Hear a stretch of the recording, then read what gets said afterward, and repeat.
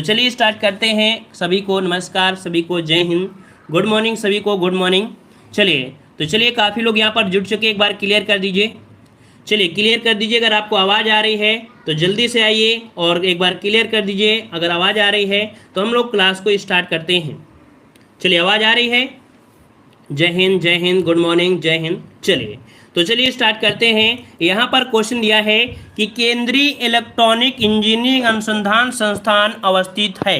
चलिए पहले का जवाब देना है, पहले का सही आंसर क्या हो जाएगा। चलिए पहले का सही आंसर इनमें से कौन सा हो जाएगा। चलिए जवाब देना है कि सही जवाब क्या हो जाएगा। तो देखिए केंद्रीय इलेक्ट्रॉनिक इंजीनियरिंग अनुसंधान संस्थान कहाँ अवस्थित है। वन का जवाब यहाँ पर आ रहा है, ऑप्शन आ रहा है बी, आपके पिलानी में। कहाँ पर? आपके पिलानी, जो कि पड़ता है आपके राजस्थान में। याद रखिएगा कि पिलानी जो कि आपके राजस्थान में पड़ता है। ऑप्शन बनेगा आपका बी नंबर।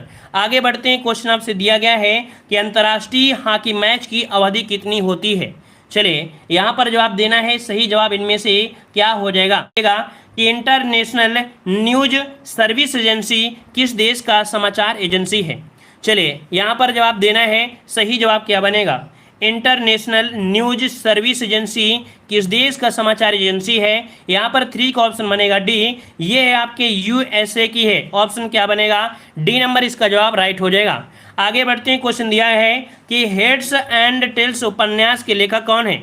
यहाँ पर देखो दिया गया है हेड्स एंड टेल्स उपन्यास के जो लेखक हैं वो आपके कौन हैं, तो आपके हैं मेनका गांधी। ऑप्शन बनेगा डी, हेड एंड टेल्स उपन्यास के जो लेखक हैं वो मेनका गांधी है। ऑप्शन बनेगा आपका यहाँ पर डी का मतलब 4 का डी हो जाएगा।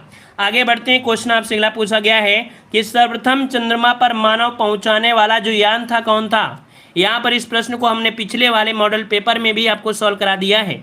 तो चलिए बताइएगा कि सर्वप्रथम चंद्रमा पर मानव को पहुंचाने वाला जो यान था वो आपका कौन था। चलिए यहाँ पर आपका 11 मतलब ऑप्शन क्या हो जाएगा, अपोलो 11। ऑप्शन बनेगा डी नंबर, है ना। आगे बढ़ते हैं। क्वेश्चन दिया है कि आंध्र केसरी किसे कहा जाता है।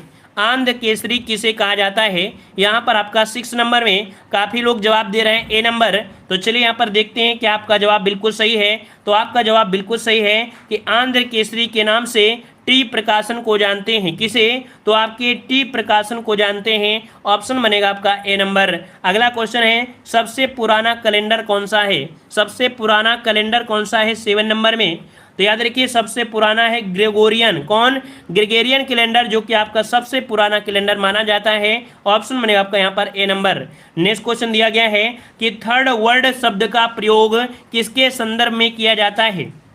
चलिए 8 का जवाब क्या बनेगा 8 नंबर में। तो देखो यहाँ पर दिया है थर्ड वर्ल्ड दिया है, तो हम ऑप्शन यहाँ पर सी लिख देते हैं, विकासशील देश। अगला क्वेश्चन दिया गया है कि एक टेस्ट में पारी में सभी 10 विकेट लेने वाले प्रथम गेंदबाज कौन थे। चलिए बताइएगा कि एक टेस्ट पारी में सभी 10 विकेट लेने वाले प्रथम गेंदबाज कौन थे। वाह भारतीय। चलिए यहाँ पर जवाब देना है 9 नंबर में। ऑप्शन बनेगा सी, ये थे भैया कौन, जिम लेकर थे। कौन? जिम लेकर थे। ये 10 विकेट ले लिए थे, ये प्रथम गेंदबाज बने थे। ऑप्शन कौन बनेगा यहाँ पर आपका बन जाएगा सी नंबर। भारत की बात कर लेता तो हम लोग अनिल कुंबले बोल देते, लेकिन यहाँ पर बोला गया था क्या, तो ये तो शब्द बोला नहीं गया है, विश्व बोला गया है, तो इसलिए यहाँ पर इसका जवाब सी होगा।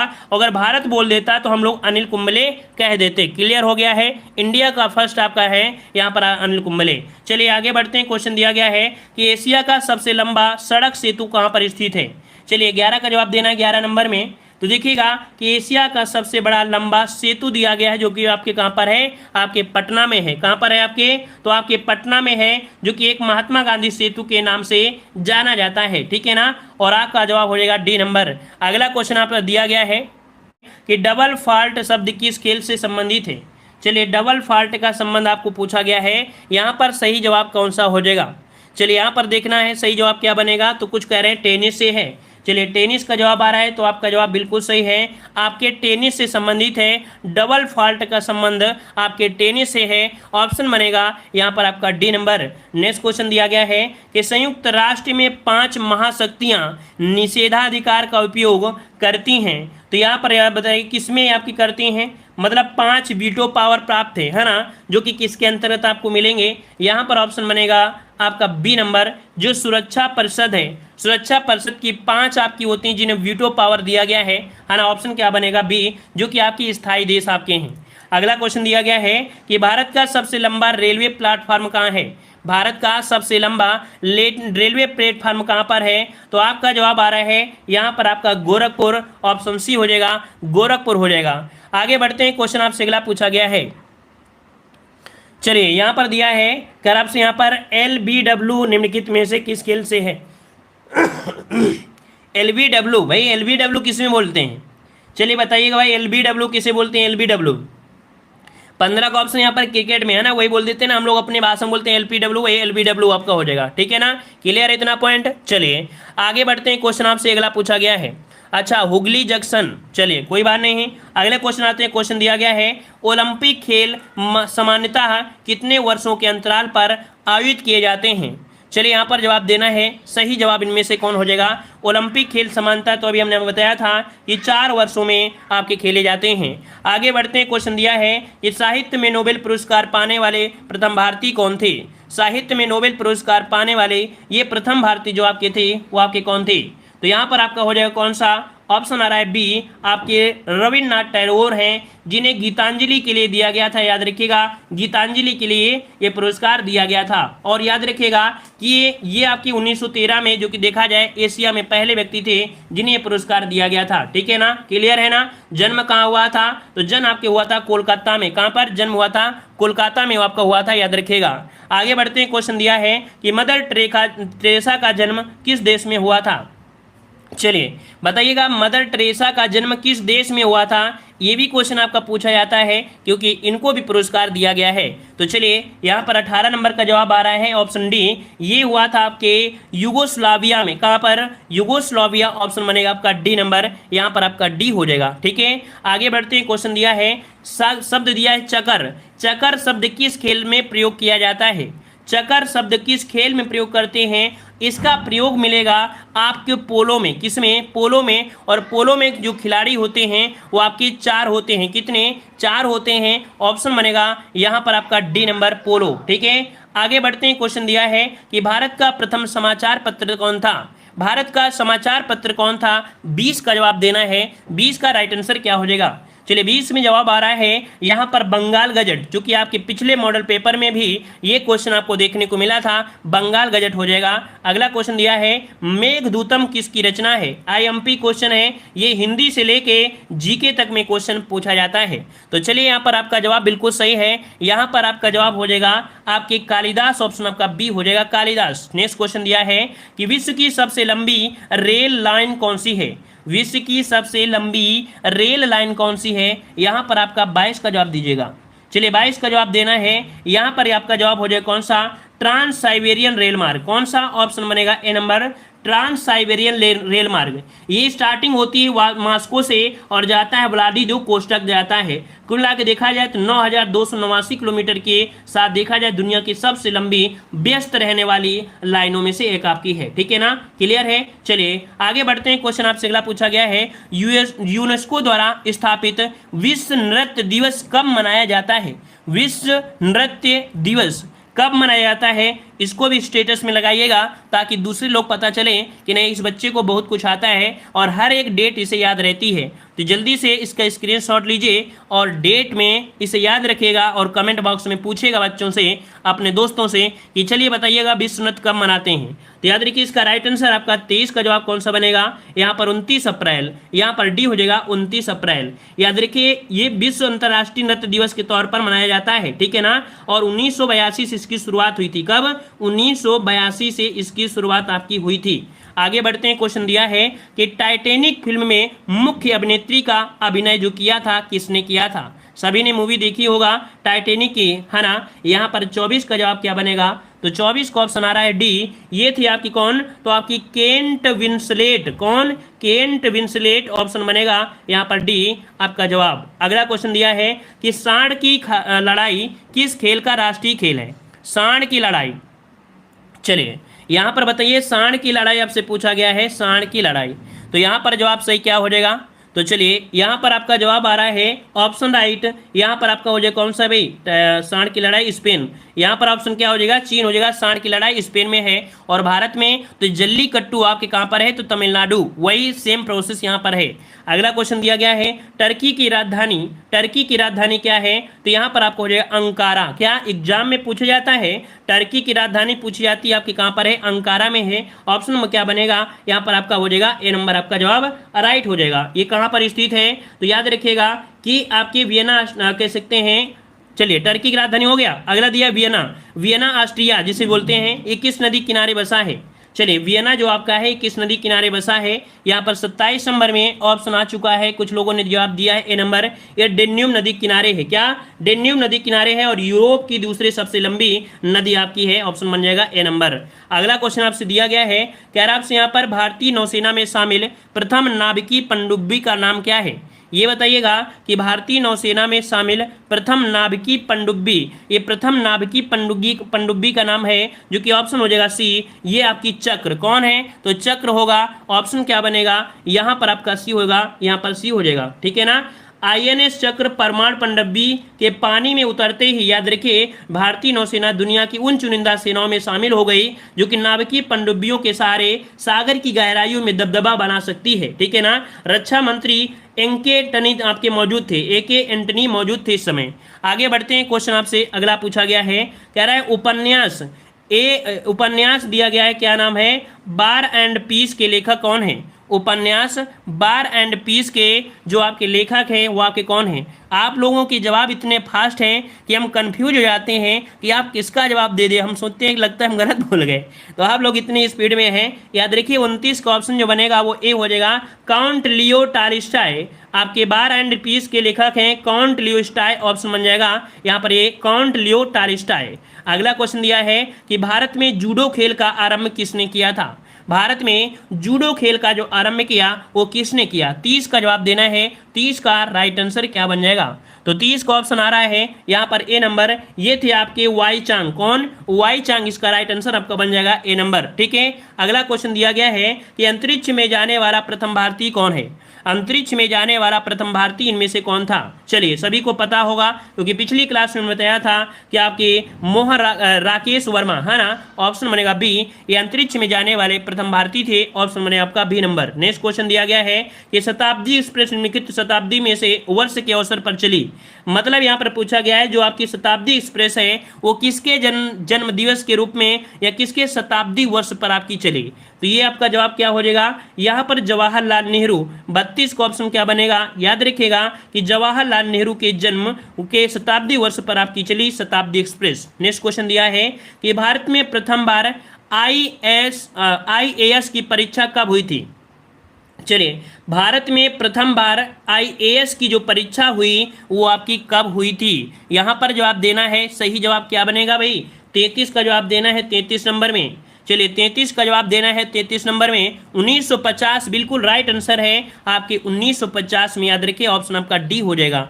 आगे बढ़ते हैं, क्वेश्चन दिया गया है कि विश्व की सबसे ऊंची मुक्त रूप से खड़ी हुई संरचना कौन सी है। ये विश्व की सबसे ऊंची है, याद रखिएगा ये सबसे खड़ी हुई प्रतिमा आपकी है जो कि आपका 34 का ऑप्शन बनेगा आपका B, leaning tower of Pisa. कौन सी, leaning tower of Pisa. Option बनेगा ये आपका बी, ये खड़ी हुई संरचना है जो कि विश्व की सबसे ऊंची है। ऑप्शन बी हो जाएगा। अगला क्वेश्चन आपसे दिया गया है कि 100 साल का युद्ध किनके बीच लड़ा गया था। 100 साल का जो युद्ध था वो किसके बीच लड़ा गया था। चलिए बहुत अच्छे। यहाँ पर अगला क्वेश्चन दिया है 100 साल का युद्ध किनके बीच लड़ा गया था। 35 का जवाब देना है। 35 का राइट आंसर इनमें से क्या हो जाएगा, तो देखिए आपका जवाब आ रहा है सी, फ्रांस और इंग्लैंड के बीच। याद रखिएगा कि आपके 1339 से लगभग देखा जाए 1453 के बीच यहाँ पर ब्रिटिश और फ्रेंच के बीच आपका युद्ध हुआ था। और यह फ्रांस के ब्रिटिश जो एक कह सकते हैं एक प्रांत है आपका गस्तकान और ऊनी उद्योग क्षेत्र है आपका फ्लैंडर्स, उनके कारण यहाँ संघर्ष हुआ। ऑप्शन आपका सी हो जाएगा। अगला क्वेश्चन आपसे दिया गया है कि भटनागर पुरस्कार का संबंध किस क्षेत्र से है। भटनागर पुरस्कार का संबंध किस क्षेत्र से है? 36 का जवाब देना है और 36 का ऑप्शन राइट हो जाएगा। यहाँ पर आपका डी विज्ञान और तकनीकी क्षेत्र में, किसमें? विज्ञान और तकनीकी क्षेत्र में दिया जाने वाला ये पुरस्कार है भटनागर पुरस्कार। आगे बढ़ते हैं, क्वेश्चन आपसे अगला पूछा गया है कि टाइगर वुड्स किस खेल से संबंधित है? टाइगर वुड्स किस खेल से संबंधित है? 37 का जवाब देना है। चलिए काफी स्पीड के साथ जवाब भी आ रहे हैं। यहाँ पर 37 का ऑप्शन आ गया है। सी नंबर गोल्फ से होता है। किसमें? गोल्फ से होता है। गोल्फ का प्ले जो मैदान है वो काफी बड़ा आपका मैदान भी होता है। ऑप्शन सी हो जाएगा। अगला क्वेश्चन दिया गया है, निम्नलिखित में से किसे निषिद्ध शहर, क्या निषिद्ध शहर कहा जाता है? 38 नंबर में निषिद्ध शहर के नाम से जाना जाता है लहासा को। क्या? लहासा ऑप्शन बनेगा ए नंबर, लहासा। ये उत्तर हिमालय पर्वत में मौजूदगी की वजह से साल भर में क्या होता है कि मौसम अधिकतर साफ ही रहता है। वर्षा कम होती है, सर्दियों में काफी सर्दी नहीं होती है और गर्मियों में बहुत गर्मी भी नहीं होती है। तो ऑप्शन क्या बनेगा? ए नंबर, यहाँ पर लहासा हो जाएगा। ठीक है, आगे बढ़ते हैं। क्वेश्चन दिया है कि भारत के प्रथम फील्ड मार्शल कौन थे? आईएमपी क्वेश्चन आपका दिया है स्टैटिक जीके में कि भारत के प्रथम फील्ड मार्शल कौन थे? 39 का जवाब देना है, 39 नंबर में। चलिए ऑप्शन आ रहा है यहाँ पर आपका बी नंबर, ये आपके कौन थे? मानिक शाह। कौन? ऑप्शन बनेगा बी, मानिक शाह। मतलब कह सकते हैं कि सैम मानिक शाह, क्या बोलते हैं इन्हें? सैम मानिक शाह भारत के पहले फील्ड मार्शल थे और जनवरी 1973 में पद से सम्मानित किया गया था। ठीक है ना। दूसरे जो आपके थे वो आपके करियप्पा थे। ठीक है, दूसरे कौन थे? करियप्पा थे, याद रखिएगा। ठीक है, आगे बढ़ते हैं। क्वेश्चन आपसे अगला पूछा गया है कि जुड़वा ओलिव शाखाओं से परसिवर्त सफेद धुरी नक्शे के साथ हल्के नीले रंग का झंडा किसका है? तो चलिए 40 वाले में थोड़ा संभल कर जवाब देना है। कह रहा है जुड़वा ओलिव शाखाओं से। चलिए हम आपको बताते हैं किस प्रकार से। यहाँ पर आपको ऐसे आपको बना होगा, यहाँ पर आपकी इस प्रकार से, और इसके बाद क्या होता है, दो आपकी पंक्तियाँ ऐसे आपकी बनी होंगी। ठीक है, और ऐसे शायद आपकी पंक्ति आपकी बनी होंगी, ऐसे ऐसे ऐसे ऐसे आपकी पंक्ति बनी होती है ना, ऐसे ऐसे पंक्तियां बनी होंगी। ये संयुक्त राष्ट्र संघ का है, याद रखिए। ऑप्शन बनेगा कौन सा? डी। यहाँ पर संयुक्त राष्ट्र संघ का है जैतून, इसे बोलते हैं शायद जैतून की पत्तियां, है ना। क्या बोलते हैं? जैतून की पत्तियां होती हैं, ऐसे बने होते हैं। माफ करिए, देखो ऐसे होता है, गोला सा बना होता है ना, और किनारे से पत्तियां बनी होती हैं। कैसे? किनारे से इस प्रकार से जैतून की पत्तियां बनी होती हैं। किसमें? तो ऑप्शन हो जाएगा डी, संयुक्त राष्ट्र संघ का है, जुड़वा ओलिव शाखा से है। ठीक है ना, बन जाएगा। चले आगे बढ़ते हैं। क्वेश्चन आपसे अगला पूछा गया है, कह रहे भारत का प्रथम विमान वाहक जल सेना जहाज कौन है? यहाँ पर बताना है कि भारत का प्रथम विमान वाहक जल सेना जहाज कौन था? 41 नंबर में 41 का ऑप्शन जो बनेगा वो आपका बी हो जाएगा, INS विक्रांत। कौन? INS विक्रांत, ये भारत का प्रथम विमान वाहक जल सेना जहाज था। ठीक है, अगला दिया गया है कि भारत रत्न सम्मान प्राप्त करने वाला एकमात्र पाकिस्तानी कौन था? चलिए जवाब दीजिएगा कि भारत रत्न प्राप्त करने वाला एकमात्र जो पाकिस्तानी था वो कौन था? यहाँ पर आपका 42 नंबर में ऑप्शन यहाँ पर आपका हो जाएगा बी, आपके थे आपके अब्दुल गफ्फार खां, है ना। ये आपके विदेशी हैं जिनको दिया गया था अब्दुल गफ्फार खां, ऑप्शन आपका बी हो जाएगा। नेक्स्ट क्वेश्चन दिया है कि विश्व की सबसे ऊंची इमारत आपकी कौन सी है? विश्व की सबसे ऊंची इमारत आपकी कौन सी है? ऑप्शन के अनुसार आपको बताना है 43 नंबर में। तो देखिएगा यहाँ पर दिया है सीएस Tower Chicago, Empire State New York और पेट्रानस कुआलालंपुर, और इनमें से कोई नहीं। तो देखा जाए कि अब आपकी कौन सी हो गई है भारत में। भारत की जब सबसे ऊंची हो गई है तो अब आपके एग्जाम में अगर क्वेश्चन आता है तो इनमें से कोई नहीं लगा सकते हैं, है ना। अगर ऑप्शन में आता है क्योंकि भारत का इनसे आपका ऊंचा हो गया है तो आप क्या लगा सकते हैं? डी वाला। ठीक है ना। चलिए आगे बढ़ते हैं। क्वेश्चन अब के अनुसार बता रहे हैं, अब के अनुसार। ठीक है ना। अगला क्वेश्चन दिया है कि प्रथम एफ्रो एशियन खेल कहाँ आयोजित किए गए थे? देखो दिया गया है प्रथम एफ्रो एशियन खेल कहाँ आयोजित किए गए थे। यहाँ पर कुछ लोग कह रहे हैं कोलंबो में, लेकिन इसका राइट आंसर जो बनेगा वो आपका डी हो जाएगा, हैदराबाद में प्रथम एफ्रो एशियन खेल आपके शुरू किए गए थे। ऑप्शन बनेगा आपका डी नंबर। अगला क्वेश्चन आपसे किया गया था, चलिए यहाँ पर दिया गया है कौन सा कि तंबाकू निषेध दिवस कब मनाया जाता है। चलिए अगर उसके अनुसार करना है उस वाले में ऊंचाई के हिसाब से तो उनको आप आपस में कर सकते हैं, कोई नहीं है। बुर्ज खलीफा आप कर सकते हैं, कोई दिक्कत नहीं है, ठीक है। यहाँ पर बताइए तंबाकू निषेध दिवस, तंबाकू निषेध दिवस आपसे पूछा है और जवाब हो जाएगा 31 मई। कब? 31 मई। अगला क्वेश्चन दिया गया है कि किस अभिनेत्री या अभिनेता को पहला दादा साहब फाल्के पुरस्कार मिला था। तो भाई ये बताइएगा, दादा साहब फाल्के पुरस्कार से संबंधी वीडियो बना दिया है, आप उसको देख लीजिएगा, कोई समस्या आपको नहीं होगी, सब आपको पुरस्कार मिल जाएंगे। चलिए यहाँ पर 46 नंबर में कुछ लोग जवाब दे रहे हैं देविका रानी, तो आपका जवाब सही है। देविका रानी याद रखिए, सबसे पहला दादा साहब फाल्के अवार्ड जो दिया गया था अभिनेत्री थी देविका रानी को दिया गया था। 17वें नेशनल फिल्म अवार्ड समारोह में इस पुरस्कार से नवाजा गया था, ठीक है ना, क्लियर है ना। चलिए आगे आते, कब दिया गया था? तो 1969 में, ठीक है। अगला क्वेश्चन आपसे दिया गया है कि नेपोलियन बोनापार्टा किस देश का निर्विवाद तानाशाह था। तो नेपोलियन बोनापार्टा को आप बच्चा बच्चा जानता होगा, अगर आपने हिस्ट्री पढ़ी होगी तो आपको पता होगा कि नेपोलियन बोनापार्टा आपके 47 को ऑप्शन सी, आपके फ्रांस, कहाँ से? आपके फ्रांस से ऑप्शन बनेगा यहाँ पर आपका सी, फ्रांस हो जाएगा, ठीक है ना। आगे बढ़ते हैं, क्वेश्चन दिया है कि अंतर्राष्ट्रीय साक्षरता दिवस कब मनाया जाता है। अंतर्राष्ट्रीय साक्षरता दिवस कब मनाते हैं, यहाँ पर जवाब देना है और 48 का जवाब क्या बनेगा? बी हो जाएगा, 8 सितंबर। क्या? 8 सितंबर को अंतर्राष्ट्रीय साक्षरता दिवस मनाते हैं, ये भी एग्जाम में पूछा जा सकता है। अगला क्वेश्चन दिया है वाटर पोलो में एक पक्ष में कितने खिलाड़ी होते हैं। वाटर पोलो में एक पक्ष में कितने खिलाड़ी होते हैं, यहाँ पर जवाब देना है। सही जवाब इनमें से क्या हो जाएगा? चलिए वाटर पोलो में एक पक्ष में कितने खिलाड़ी, तो यहाँ पर जवाब आ रहा है 7, तो बिल्कुल जवाब सही है। पोलो में होते हैं 4 और वाटर में 3 शब्द जोड़ दीजिए तो आपका हो जाएगा 7, तो ऐसे याद रखिएगा, तो आपके 7 होते हैं 7, ठीक है। अगला क्वेश्चन दिया है संयुक्त राज्य अमेरिका का स्वतंत्रता दिवस कब मनाया जाता है। चलिए बताइएगा कि कब मनाते हैं, जून में, जुलाई में, अगस्त में या मार्च में। तो याद रखिए 4 जुलाई। कितना? 4 जुलाई, ऑप्शन क्या बनेगा? बी, 4 जुलाई को मनाते हैं, ऑप्शन बन जाएगा बी नंबर, राइट हो जाएगा। तो इस प्रकार से यह टेस्ट आपका कंप्लीट होता है। लिए आज की क्लास यहीं पर स्टॉप करते हैं। जो लोग पहली बार जुड़े हैं तो चैनल से जुड़ जाइएगा, बेहतरीन तरीके से आपको यहाँ पर आपकी तैयारी चल रही है और उम्मीद है, विश्वास है कि अगर लगातार आप लोग जुड़े रहोगे तो 100% इस बार कोई ही सफलता आपको मिल जाएगा।